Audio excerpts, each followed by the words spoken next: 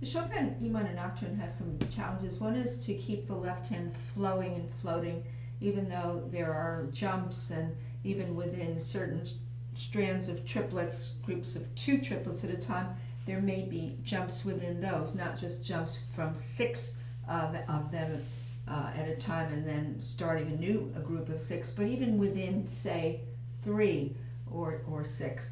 What I mean is, here in the beginning, you want to really roll this rolling motion, because that sets the stage for the whole piece. If you don't get that to be rolling and fluid, then the mood of the piece is offset completely. The other thing is, blocking is very good to practice that, because when you block, you start to see that you're not stretching your fingers or straining, but you're just going, you're rotating in a sense toward these groups. Now the tricky thing on this figure is to go forward.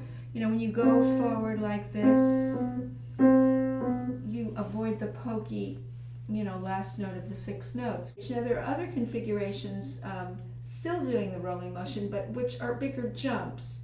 Like here in measure 4, you have this going to this. Now, if anyone tries to open up their hand to that, they'll hurt their hands, because you can't do that. So you have to learn to rotate over toward these bigger intervals. If you measure the D sharp to the A, that no hand can open up to that. For most people, you have to do the rotation. So rotating over like this. Every 2 notes I'm actually blocking. I'm blocking every 2 notes. Now at the end, you want to go forward so that you don't crash. Roll.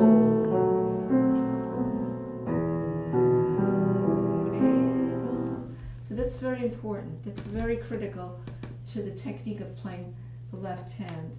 It's rotations and groupings of notes that help you feel those rotations as you go through these figures. The other interesting dimension of the piece, when you put the 2 hands together, is places where there are 2 against 3 rhythmic combinations. The first example actually is in the 2nd measure, and it's not as difficult as what comes maybe in the 4th measure, but like here, right here, you got to be careful that you don't force these 2 notes into a squeezed kind of thing where they're not, what they would be if you didn't play the left hand. Of course, you'd be counting triplets through this. 1 dolly, 2 dolly, 3 dolly, 4 and. So you suddenly go 4 and there because you have 2. The left hand will be relentlessly doing triplets, however, as the common denominator of the beat. But then again, when you have the 4 against 3 or the 2 against 3, you have to factor in that there's 2 rhythmic dimensions to that, and they have to flow nicely between them without forcing. A lot of students will force the 2 against 3, make accents, or try to put arrows between notes. I mean, it really doesn't work that way. So you have to disassociate them first, then integrate them together, if that makes any sense. So when you do get to this measure with the big jump in the left hand where you're rotating here, here's what I mean. Here,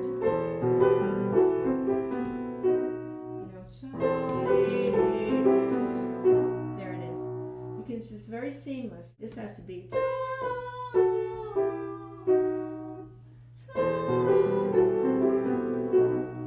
kind of thing. Let's start together.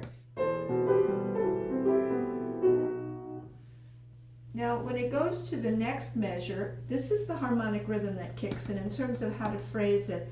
We landed on this, and now you're leaning on that and then doing that. So you're going.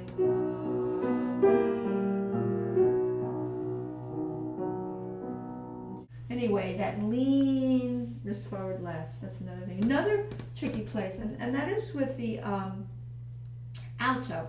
Sometimes the alto voice, when students play, overshadows the soprano. And I don't think Chopin meant for his alto voice anywhere in this piece to upstage the soprano. One of the places is measure 8. I'm going to go back again. Measure 8 is a suspension. You have the soprano voice up here on the C sharp.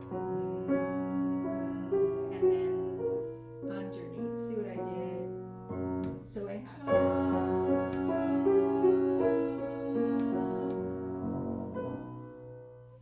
you want the C sharp ultimately to melt into the B, but what's underneath it is an underneath voice. Another place is measure 14. The melody is clearly on top. The alto is underneath it. So you want to, and it's a piano area with piano. It's not loud, but it'll exaggerate a little just to show you that the D is the melody going to the C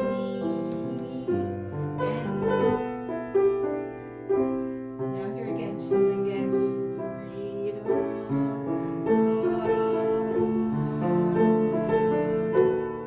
so that's important. That's very important. That means that left hand has to really have real triplets and the right hand has to have real eighths. That's the whole thing. So that's an intensification there because you're doing secondary dominants, going into little groups of measures with a dominant to a new tonic, of that tonic. And there's also places where the left hand suddenly wants to come out more than usual. And I find that when we go through that area with the secondary dominants, let's see, where does the left hand become very important?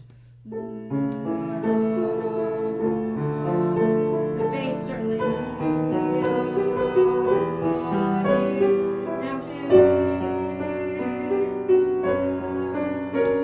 that left hand here.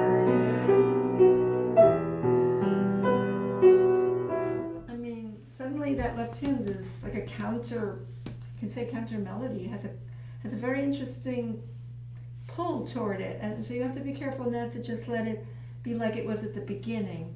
It has more importance there, and the secondary dominants certainly pick up intensity. The next place that's tricky is we have to go all the way down in the B major section to suddenly a completely different mood and very muted. Start coming left hand again. Listen to the left hand. Listen to the left hand as now he comes down to nothing.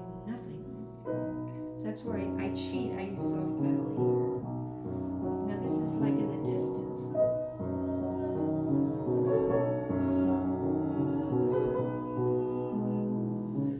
So again, that's a very tricky place because you want to get it really down, and the left hand has some funny things going on where you're crossing over your thumb. You're crossing over like that, and you don't want any real hiccups. You want to glide. The gliding is important. Glide. See me gliding. You have to learn how to glide through these things and not grab notes.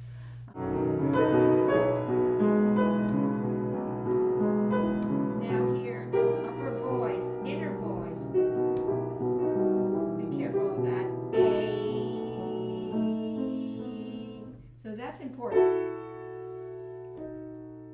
Easy for the student to smack the D sharp. It's an alto voice, so be careful there. The climax, of course, is coming right here. 31, all these many measures, very big, very big. Left hand still rolling.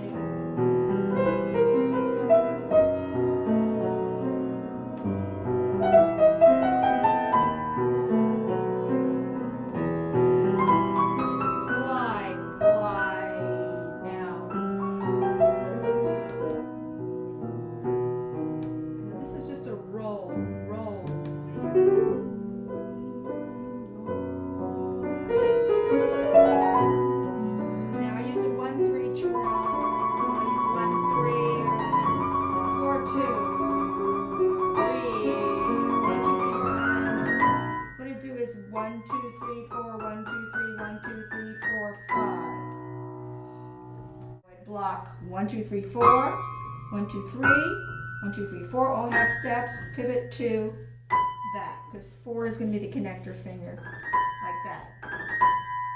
Now after you come out of that, you have to be careful, because you're now come down. Now sometimes you can slide, actually lift it there a little bit.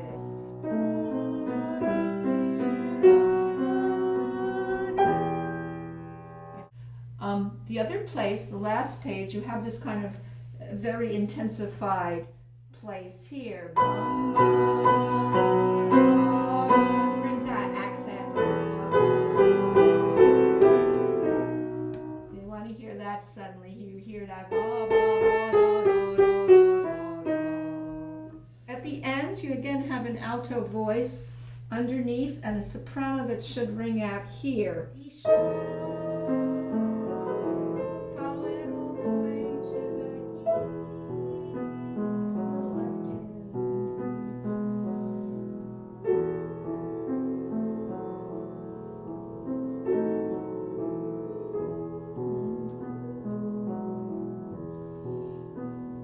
Now this is very hard to balance. You want that top note. There. It's not so easy.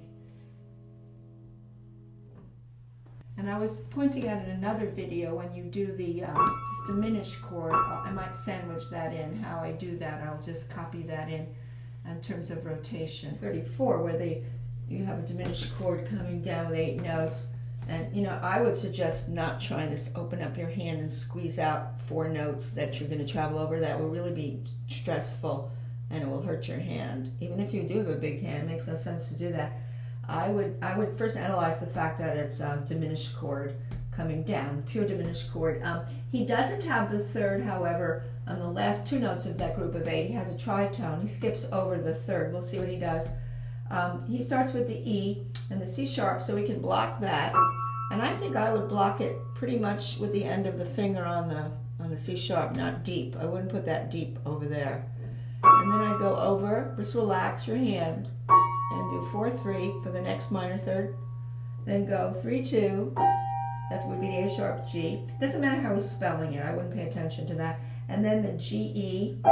Okay, so far you have consecutive thirds that you're splitting this up into. That came from the highest E, and you have a third below. They're all minor thirds, you can see that. 5-4, 3-2, 1. Okay, so those, when you roll them down, you're just really rolling like this. You're not trying to hold your hand out like that. You're just rolling with your rotation. That's what's happening. It has nothing to do with having a big hand. If you have, you want to hold those notes, the hand out like that and squeeze. I mean, everyone will defeat the fluidity of that by doing that, I believe. So that you're just rotating like that. You can only practice by rolling. Okay, now what's left is to bring your 4 over, right? So you bring your 4 over, you can do that, and then relax your hand, open up your hand so it just relaxes, and then block this, the C sharp, A sharp, and then block the tritone because he skips over the G there. At the very end is a tritone, A sharp, E. He does not do a third in between, right? So far you're doing this, blocking, right? You're coming over with 4. You can do that, just the 4, then block it in like that, and then block. You can do like sort of roll-ins. See, I'm just doing. See what I did? And now that these are just going to go right. You can do these little, these routines where you're blocking. You could also go dee, da dee, da da, da dee, da da. I didn't actually have to stretch my hand out for that. I just let my hand loose. Da, da, dee, da, dee, da, dee. I think that's what you need. And then when you go across, it's no big deal. You just go forward. There's no reason to have to stretch your hand out. I'm just trying to think what happens before that. You have the jump from da-dee, da-da-dee-da-da-da-da-da. It's not even going to go that fast because the left hand is doing G, 1, 2, 3, 4, 5, 6, 7, 8, 1. Yeah, there's absolutely no reason to stiffen your hand up. You can always practice. See? Just roll. That's a tricky one, but that doesn't mean your hand has got to stretch. It just means it needs to roll.